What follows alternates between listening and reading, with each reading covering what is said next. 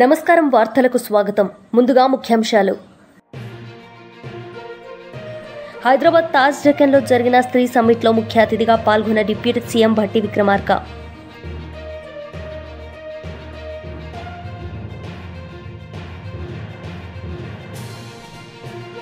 మాజీ మంత్రి పేర్ని నాని మీడియా సమావేశం, పలు అంశాలపై వివరణ. హైదరాబాద్ తాజ్ డెక్కన్లో జరిగిన స్త్రీ సమ్మిట్లో ముఖ్య అతిథిగా పాల్గొన్న డిప్యూటీ సీఎం భట్టి విక్రమార్క ఈ సందర్భంగా ఆయన ప్రసంగించారు. Shrimati Geeta Goti, joint secretary women's forum SC/SC and other important dignitaries and the participants from various walks of life. My humble namaskar to each one of you and to everyone here who believes that a safe, equal and empowered society is not a dream but a destination we must all walk towards together.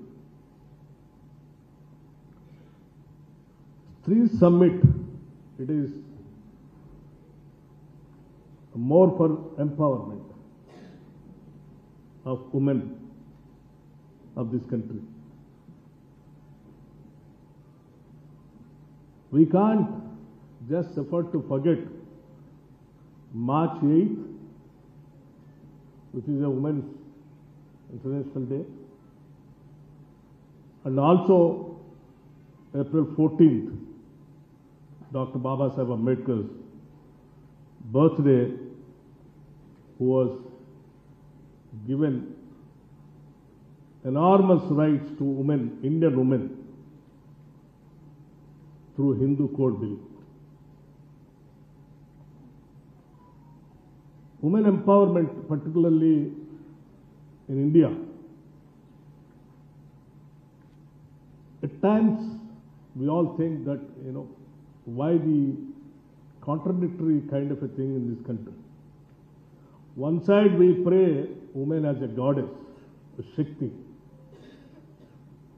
Other side we try to control women and try to, monitor, dictate, whatnot, everything. I think in India the most suppressed and oppressed is Indian women only. Till we got the constitution and the right to equal rights to the Indian women. That is where I just wanted to remind the entire Indian women about the Hindu Code Bill. That's where the real empowerment has started for the Indian women. Like equal inheritance rights, sons and daughters. Till then there is no inheritance right. And prohibition of polygamy. Diverse rights for women and legalizing of widow marriages. These are the most important things in the life of women, which they got the as a right after the Hindu Code Bill, which has been passed on various names in the Indian Parliament. So that's the reason we just can't afford to forget March 8th of International Women's Day, and also the person who was drafted and who fought for the rights of the Indian women by way of getting the Hindu Code Bill, that is Dr. Baba Saheb Ambedkar, April 14th. And today, after celebrating Baba Saheb Ambedkar's birthday yesterday, April 14th, today we are organizing on April 15th on the name of Three Summit. So we who TDP ఈడేరు Maulana Mushtaq Ahmed media సమావేశం నిర్వహించారు. ఈ సందర్భంగా పలు అంశాలపై ఆయన మాట్లాడారు. వక్ఫ్ సవరణ చట్టం గురించి జగన్మోహన్ రెడ్డి గారు వాళ్ళ ఎంపీలు లోక్సభలో వ్యతిరేకించి రాజ్యసభలో వక్ఫ్ అమెండ్మెంట్ యాక్ట్కి మద్దతుగా నిలబడినారు. ఆ తర్వాత జగన్మోహన్ రెడ్డి గారు విప్ జారీ చేయడం జరిగింది. ప్రతి ఒక్కరూ అర్థం చేసుకోవాలి, ఆ విప్ రాజ్యసభలో మద్దతు ఇవ్వక ముందు జారీ చేయాల్సింది. పని పూర్తి చేసి విప్ జారీ చేసి రాష్ట్ర ప్రజలకి మభ్యపెట్టి మోసం చేయడానికి ఒక కుట్ర. గతంలో చూసుకుంటే జగన్మోహన్ రెడ్డి గారు అలయన్స్లో కూడా లేడు. ఆ సమయంలో సిఏఏ, ఎన్ఆర్సి, అదేవిధంగా తలాక్ బిల్, అదేవిధంగా ఆర్టికల్ 370 అన్ని బిల్లులకి బేషరతుగా మద్దతు ఇవ్వడం జరిగింది. ఈరోజు లోక్సభలో ఒక డ్రామా, రాజ్యసభలో ఒక నాటకం, మళ్ళీ సుప్రీంకోర్టుకి వెళ్ళారు సిగ్గు లేకుండా. సుప్రీంకోర్టుకి వెళ్ళి వక్ఫ్ అమెండ్మెంట్ యాక్ట్కి వ్యతిరేకంగా సుప్రీంకోర్టుకి వెళ్ళి ముస్లిం సమాజానికి మోసం చేయాలని ముఖ్య ఉద్దేశంతో, ముస్లిం పట్ల ఎటువంటి జగన్మోహన్ రెడ్డికి చిత్తశుద్ధి లేదు. గతంలో దాడులు జరిగినాయి, హత్యలు, ఆత్మహత్యలు జరిగినాయి. ఏ రోజన్నా జగన్మోహన్ రెడ్డి అనుకో మనం దాడులు జరిగితే అండగా నిలబడినాం, సపోర్ట్ చేస్తున్నాం, ఎవరైతే హత్యకు పాల్పడినారో వాళ్ళకి శిక్షిస్తున్నామని ఏ రోజు కూడా జగన్మోహన్ రెడ్డి నోరు మెదిపి మాట్లాడిన దాఖలా లేదు. ఈరోజు రాష్ట్ర ప్రజానీకం చీకొట్టి 11 సీట్లు ఇస్తే మళ్ళీ ఎలా ప్రజల్లోకి వెళ్ళాలి, ఎలా మభ్యపెట్టి మోసం చేయాలని ముఖ్య ఉద్దేశంతో నాటకాలు వేస్తున్నారు. డ్రామాలు వద్దు. రాష్ట్ర ప్రజలకి ముఖ్యంగా ముస్లిం సమాజానికి మీరు ఎక్కడ నిలబడినారో అది చెప్పండి. మీరు వక్ఫ్ ఆస్తి గురించి మాట్లాడతారా? సాక్షి ఆఫీస్ ఏ భూమిలో ఉంది? ఒక భూమిలో ఉంది. మీ మామ రవీంద్రనాథ్ రెడ్డి థియేటర్ ఏ భూమిలో ఉంది? కడపలో వక్ఫ్ భూమిలో లేదా? మీ తండ్రి గారు ల్యాంకో హిల్స్ ఎవరికి అమ్మేశారు? ఎందుకు అమ్మేశారు? మీకు మైనార్టీ పట్ల, వక్ఫ్ భూముల పట్ల చిత్తశుద్ధి లేదు. ఏదన్నా కొంచెం స్కోప్ దొరికితే ఎలా ప్రజల్లోకి వెళ్ళాలి, మళ్ళీ బతిమిలాడాలి, ఎలా మభ్యపెట్టి మోసం చేయాలనే ఆలోచనలో ఉన్నారు మీరు. ఇది మీరు అర్థం చేసుకోవాలి. నారా చంద్రబాబు గారు ప్రియత ముఖ్యమంత్రి వర్యులు ముస్లిం సమాజానికి గతంలో అండగా నిలబడినారు. రాష్ట్రంలో ఉన్న వక్ఫ్ భూముల్ని తప్పకుండా 1 ఇంచు భూమి కూడా ఎవరు కాజేయడానికి అర్హత మాజీ మంత్రి పేర్ని నాని మీడియా సమావేశం నిర్వహించారు. ఈ సందర్భంగా పలు అంశాలపై ఆయన మాట్లాడారు. సాక్షి ఆఫీసులన్నీ కూడా వక్ఫ్ ఆస్తుల్లో ఉన్నాయి. అందుకని చెప్పని వీళ్ళు ఆ చట్ట సవరణకి అడ్డుకునే ప్రయత్నం చేస్తున్నారని చెప్పని ఒకళ్ళ మారి కబుర్లు చెప్పారు ఈ 3 పార్టీల కూటమి వాళ్ళు. వెంటనే సాక్షి యాజమాన్యం తనకున్న ఆస్తుల మొత్తాన్ని లింకు డాక్యుమెంట్లతో సహా బయట పెట్టంగానే మొత్తం మూసుకుని ప్లేటు ఫిరాయించి రాజ్యసభలో విప్ ఇవ్వలేదు వైఎస్ఆర్ కాంగ్రెస్ పార్టీ, లోక్సభలో మాత్రం వక్ఫ్ చట్టానికి అంటే 1995 వక్ఫ్ చట్ట సవరణకి వ్యతిరేకంగా ఓటు చేశారు. కానీ రాజ్యసభలో మాత్రం చట్ట సవరణకి అనుకూలంగా ఓటు చేశారని చెప్పని తప్పుడు ప్రచారానికి తెరలేపారు.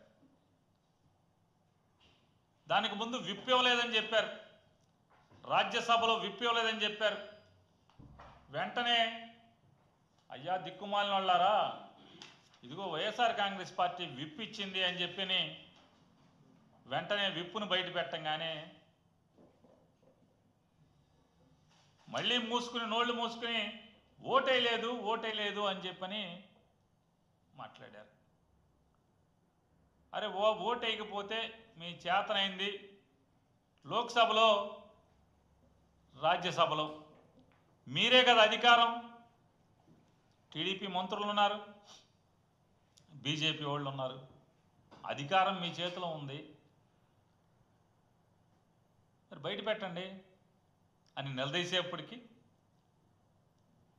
అక్కడి నుంచి ప్లేట్ ఫిరాయించి ఎక్కడైతే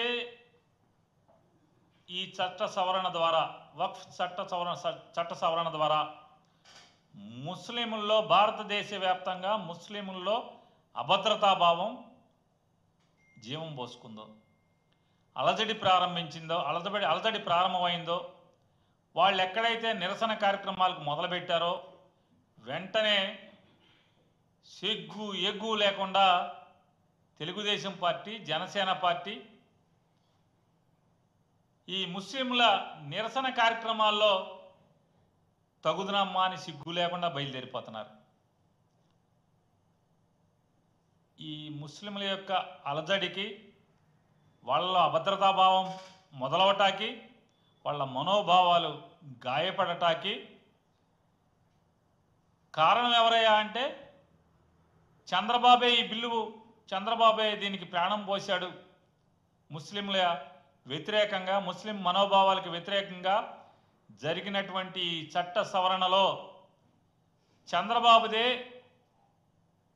పాపపు పాత్ర అని భారతదేశం మొత్తం ముస్లిం వర్గాలన్నీ కూడా కూడైకి వస్తున్నాయి, తిడతున్నాయి, బొమ్మల్ని చెప్పులెట్టి కొడుతున్నాయి ఈ వర్గాలన్నీ తమ నిరసన కార్యక్రమాల్లో.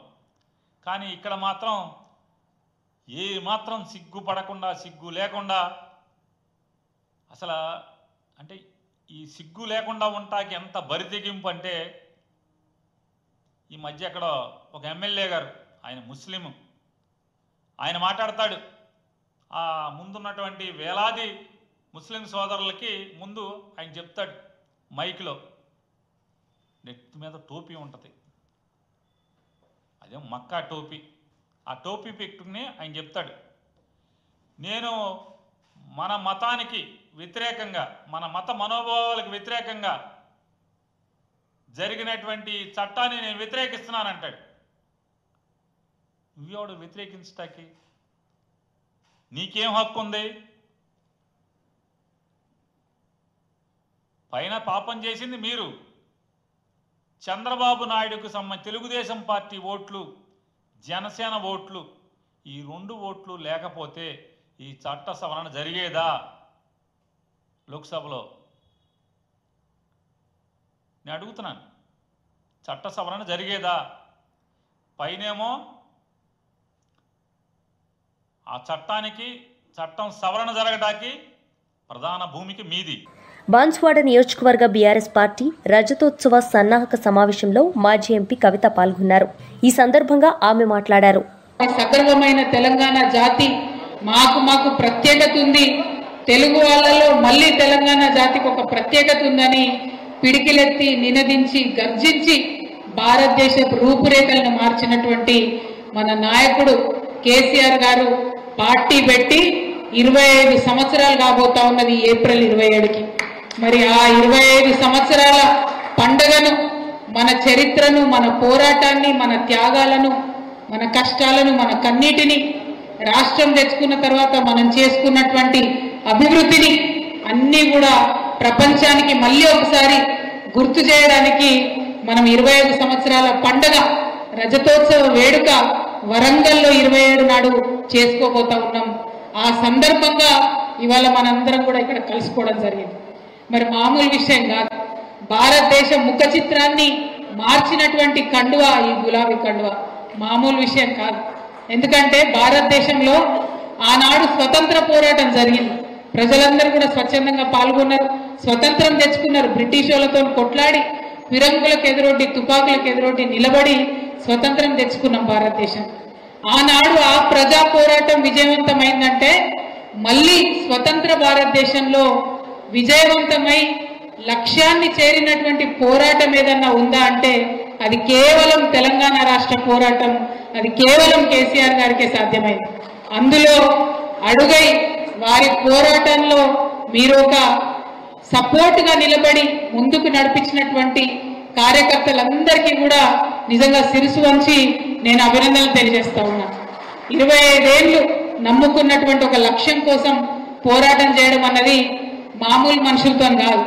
కేసీఆర్ గారు ఎప్పుడో ఒక మాట చెప్తా ఉంటారు, కొంతమంది మనుషులు ఏదన్నా పని మొదలు పెడితే వెంటనే వదిలేస్తారట, ఇంకా కొంతమంది కొంచెం దూరం పోయి వదిలేస్తారు. కానీ ధీరులు మాత్రమే లక్ష్యం చేరేంత వరకు కూడా పోరాటం చేస్తారు, ఎత్తిన పిడికిలి దించకుండా పోరాటం చేస్తారు. ఒకసారి యాద్ చేసుకోండి, ఏం చెప్పిన కేసీఆర్ గారు అన్నాడు మనందరికీ, నేను తెలంగాణ రాష్ట్రం తేవడానికి ముందుకు పోతున్నా, నేను ఒక లక్ష్యంతో ముందుకు పోతున్నా, ఎక్కడన్నా నేను వెనుకకు తిరిగితే, నేను ఇచ్చినటువంటి మాట తప్పితే, మడమ తిప్పితే రాళ్లతోని కొట్టి చంపండి నన్ను అని చెప్పి ఆనాడు కేసీఆర్ గారు చెప్పింది. ఉట్టిగా పోరాటం చేయలే, అద్భుతమైన పోరాటం, అనేకమైనటువంటి పోరాటాలు మొత్తం ప్రజాస్వామిక పందాలోనే చేసినాం తప్పితే ఎక్కడా హింసకు పోలే, మనం ఎక్కడ ఎవరిని ఏం అనలేదు. ఆనాడు మనకు పెద్ద పెద్ద నాయకులు ఉండే, చంద్రబాబు నాయుడు గారు, వైఎస్ రాజశేఖర రెడ్డి గారు, మొత్తం 50 మంది కాంగ్రెస్ నాయకులందరూ కూడా మనకు వ్యతిరేకంగా ఆనాడు పనిచేసింది. కానీ మనం ఎన్నడూ గుండె ధైర్యం కోల్పోలే. ఏం చేశారు కేసీఆర్ గారు? పార్టీ పెట్టిన ఏప్రిల్ 27 నాడు పదవి వదిలిపెట్టిండు. టీడీపీ నుంచి వచ్చినటువంటి డిప్యూటీ స్పీకర్ పదవి, ఎమ్మెల్యే పదవి అన్ని వదిలిపెట్టి ముందుకు పోయింది. అంటే త్యాగాలతోనే మొదటి అడుగు ప్రారంభమైంది. ఆ త్యాగాలతో జలదృశ్యంలో మొదటి అడుగులో ప్రారంభమైతే అది అలా కొనసాగుకుంటూ పోయింది. పదవుల్ని గట్టిపోసలాగా వదిలేసినాం మనం. కేంద్ర మంత్రి పదవి వచ్చింది, గట్టిపోసలాగా వదిలేసి ఎన్నికలకు పోయినాం. ఎమ్మెల్యేలు, ఎంపీలు అన్ని పదవులు వదిలిపెట్టుకుంటూ మనం ప్రజల్లోకి ఉద్యమాన్ని తీసుకుంటా ముందుకు పోయినాం. అంటే ప్రతిసారి బై ఎలక్షన్ వస్తే ఒక చర్చ, తెలంగాణ కావాలన్నా వద్దా, కావాలనేటోళ్ళు కొందరు, వ్యతిరేకించేటోళ్ళు కొందరు, ఏం చెప్పకుండా గోడ మీద పిల్లిలాగా ఉన్న పార్టీలు కొన్ని. ఎన్ని తమాషాలు చూడలే మనం తెలంగాణ ఉద్యమంలో, ఎన్ని నాటకాలు చూడలే మనం తెలంగాణ ఉద్యమంలో. కానీ అంత కన్ఫ్యూజన్లో, అంత హంగామాలో, అంత గొడవలో కేసీఆర్ గారు మనకు ఒక దారి చూపించి, ఇగో మనం ఇట్లా పోవాలి, వీళ్ళ రాజకీయం ఇది, వీళ్ళ కుట్ర ఇది, ఇగో ఈ తొగలో పోతే తెలంగాణ వస్తుందని చెప్పి 14 ఏళ్ళు పోరాటం చేస్తే ఇవాళ రాష్ట్రం వచ్చింది. ఉట్టిగా రాలే తెలంగాణ, ఎవడో భిక్ష పెడితే రాలే, ఎవడో దయతలిచి ఇస్తే రాలే. ఎక్కడికక్కడ కేసీఆర్ గారు. వైసీపీ నేతలు మీడియా సమావేశం నిర్వహించారు. ఈ సందర్భంగా పలు అంశాలపై వారు మాట్లాడారు. ఈ 2 రంగాల్లో మార్పులు చేయడం ద్వారా పూర్తిగా వారి యొక్క జీవన విధానాన్ని మార్చాలని చూశాడు. మీరేం చేశారు? పాతాళానికి దళితుల యొక్క విద్యని తొక్కేశారు. జగన్మోహన్ రెడ్డి గారు తీసుకొచ్చిన చరిత్రాత్మకమైనటువంటి సంఘటనలన్నిటినీ, చరిత్రాత్మకమైన వారు తీసుకొచ్చినటువంటి మార్పులను పూర్తిగా ఆపేశారు. దళితుల యొక్క విద్యని కాలరాసేశారు. ఏ ఒక్క పథకం ఈ రోజున అమల్లో లేదు. ఆ విద్యా దీవెన కావచ్చు, వసతి దీవెన కావచ్చు, అమ్మఒడి కావచ్చు, నాడు నేడు పేరుతో స్కూళ్లను ఆధునీకరించిన కార్యక్రమం కావచ్చు, వేలాది కోట్ల రూపాయలు ఈ అంశాల మీద జగన్మోహన్ రెడ్డి గారు ఖర్చు పెట్టారు. దానిలో ప్రధానంగా లబ్ధిదారులు దళితులు. ఈ రోజున నీ పరిపాలన పథకాలు లేవు కాబట్టి నువ్వు కొందరువాడివి అని అంటుంది వైఎస్ఆర్ కాంగ్రెస్ పార్టీ. నీకు మా మీద ఏ రోజు ప్రేమ లేదు. అంబేద్కర్ అందరివాడని ప్రకటించిన మీరు రాష్ట్ర రాజధాని అయిన విజయవాడలో నడిబొడ్డులో 400 కోట్ల రూపాయలతో ప్రభుత్వం నిర్మించిన స్మృతి వనాన్ని ఈ రోజు వరకు ఆంధ్ర రాష్ట్ర ముఖ్యమంత్రి నారా చంద్రబాబు నాయుడు ఎందుకు సందర్శించలేదని ప్రశ్నిస్తుంది. సందర్శించకపోగా అంటే మీరు ఆ విగ్రహం ముందు నుంచే ఆగస్టు 15న అక్కడికే వెళ్తారు, ఆ రోడ్లో తిరుగుతూ ఉంటారు, అక్కడ పిచ్చి మొక్కలు వస్తాయి, మీరు పట్టించుకోరు. చిన్న చిన్న పనులు టోటల్ ప్రాజెక్టులు ఇంకా మిగిలి ఉన్నాయి, ఈరోజు వరకు మీరు పూర్తి చేయలేదు. మీరు ఎలా అంబేద్కర్ మహాశయుడి గురించి మాట్లాడే హక్కు, మాట్లాడే స్థైర్యం చంద్రబాబు నాయుడికి లేదు. చంద్రబాబు నాయుడు దళిత వ్యతిరేకి, ఆయన భావాజలంలోనే దళిత వ్యతిరేక భావాజలం ఉంది అనేది జగమెరిగిన సత్యం. చరిత్ర పుటల్లో ఎప్పుడైనా చూడొచ్చు మనం. ఉదాహరణకు ఆంధ్ర రాష్ట్ర ముఖ్యమంత్రి హోదాలో వైఎస్ జగన్మోహన్ రెడ్డి గారు ఆ విగ్రహావిష్కరణకు వెళ్ళింది రాజశేఖర రెడ్డి గారి అబ్బాయి స్థానంలో కాదండి. ఆ విగ్రహావిష్కరణకు వెళ్ళింది ప్రజలచే ఎన్నుకోబడిన ఆంధ్ర రాష్ట్ర ముఖ్యమంత్రి హోదాలో ప్రభుత్వం నిర్మించినటువంటి స్మృతి వన ప్రారంభోత్సవం జరిపించిన పిదప ఆ విగ్రహావిష్కరణ చేసిన వ్యక్తి ఎవరి హయాంలో జరిగిందని నమూనాలు ఉండవా? ఆ పేరుని ఈ రోజున నీకు ఒక వీడియో చూపిస్తాను మిత్రులారా. రాష్ట్రం అంతా చూడాలి, చంద్రబాబు నాయుడిని నిజ స్వరూపం చూడాలి, చంద్రబాబు నాయుడికి బాబాసాహెబ్ అంబేద్కర్ మీద ఉన్న గౌరవం ఏంటో చూడాలి. దీనికి తెలుగుదేశం పార్టీ శ్రేణులు లేదా వాళ్ళ పొత్తులతో ఉన్న బీజేపీ పార్టీ, జనసేన పార్టీ ఈ సంఘటనకి ఏమి సమాధానం చెబుతుందో చెప్పండి. బాన్స్వాడ నియోజకవర్గ బీఆర్ఎస్ పార్టీ రజతోత్సవ సన్నాహక సమావేశంలో మాజీ ఎమ్మెల్యే జీవన్ రెడ్డి పాల్గొన్నారు. ఈ సందర్భంగా ఆయన మాట్లాడారు. మరి రాబోయే ఉప ఎన్నికల్లో 1,00,000 మెజార్టీ పక్కా అనిపిస్తుంది నాకైతే. అంతేనా? అంతే అందరూ చేతులు ఎత్తాలి. కవితమ్మ అడుగు పెట్టింది, పక్కాగా గెలుపు మనదే అని చెప్పి సందర్భంగా నేను తెలియజేస్తా ఉన్నా. అదేవిధంగా వేదిక పొందినటువంటి సీనియర్ నాయకులు, పెద్దలు, ఈ ప్రాంతంలో కూడా మాజీ శాసనసభ్యులు, మన అన్న బాజిరెడ్డి గోవర్ధన్ అన్న గారికి వేదిక పొందినటువంటి నాయకులు చూస్తే ఇక మామూలుగా లేవు, ఆటం బాంబులే ఉన్నారు. మేము అవసరం లేదు, ఒక్కొక్కటి అంత ఆటం బాంబులే కూర్చున్నారు ఇక్కడ. సాయి, మధు గాని, ఎజాజ్ గాని, జుబేర్ గాని, అదేవిధంగా ఇక్కడ చాలా నాయకులు, ఇక్కడ ఆనంద్ గౌడ్ గారు, శ్రీనివాస్ గారు, ఉస్మాన్ గారు, ప్రవీణ్ గారు, రమేష్ గారు, గాన కృష్ణ గారు, సీనియర్ నాయకులు, మన సత్యం గారు, మంచి గణేష్ గారు, సాయిబాబా గారు. ఒక్క మాటలో చెప్పాలంటే ఇక్కడ ఉన్నాయి అన్ని మంచి ఖతర్నాక్ బుల్లెట్లే ఉన్నాయి. సరిపోతాయి మాకు. ఇక బాన్స్వాడ బద్దలు కొట్టడానికి కోటని సరిపోతాయా లేదా? మా సార్ ఎప్పుడు ఈయన చెప్పేది లక్ష్మీపుత్రుడు లక్ష్మీపుత్రుడు అని చెప్పేది, మీ నాయకుడిని చెప్పేది. కానీ ఇయ్యల తెలిసింది బాన్స్వాడ పుట్టిన శనిపుత్రుడు అని చెప్పి సందర్భంగా నేను తెలియజేస్తూ ఉన్నాను. కానీ అవునా కాదా? వేదిక మీద ఉన్న పేర్లు చదవాలంటే అంతకంటే టైం పడుతుంది. ముందటున్న పేర్లు చెప్పాలంటే చెప్తే రామాయణం, వింటే మహాభారతం అంత మంది ఉన్నారు. మళ్ళా మన అక్క కూడా మాట్లాడాలా, గోవన్న కూడా మాట్లాడాలి. కాబట్టి నేను ఎక్కువ తక్కువ మాట్లాడా. ఇవాళ శని కనబడుతుందా బాన్స్వాడలో? మన ప్రభుత్వం ఉన్నప్పుడే ఈ ప్రాంతంలో 10,000 ఇళ్లు కట్టడం వాస్తవం కాదా? అవి కేసీఆర్ ఇల్లు కావా? అవునా కాదా?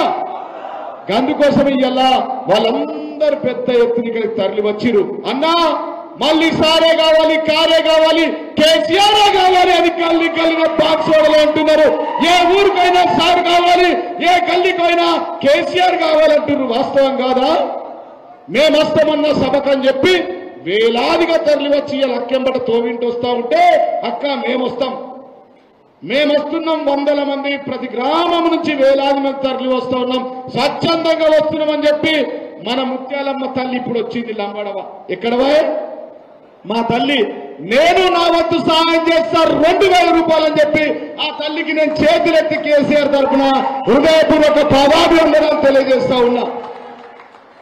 ఇక 27వ సభ గురించి చెప్పాల్సిన అవసరం లేదు. ఎక్కడికక్కడ అందరూ తయారైపోయారు, జెండాలు గద్దెలు కట్టుకున్నారు. రాంగ గద్దెలన్నీ కలర్లు రెడీ ఉన్నాయి, మెడల కండోలు తల మెరిసే ఉన్నది. ముఖం చూస్తూ ఉంటే వచ్చేది మన రాజ్యమే అంటూ ఉన్నారు. రాత్రి నుంచి ఈస్ట్ వెస్ట్ నార్త్ సౌత్ పోచారంకు ముగ్గురు కొడుకులకు సరి. వార్తలు ముగించే ముందు ముఖ్యాంశాలు మరోసారి. హైదరాబాద్ తాజ్ డెక్కన్లో జరిగిన స్త్రీ సమ్మిట్లో ముఖ్య అతిథిగా పాల్గొన్న డిప్యూటీ సీఎం భట్టి విక్రమార్క.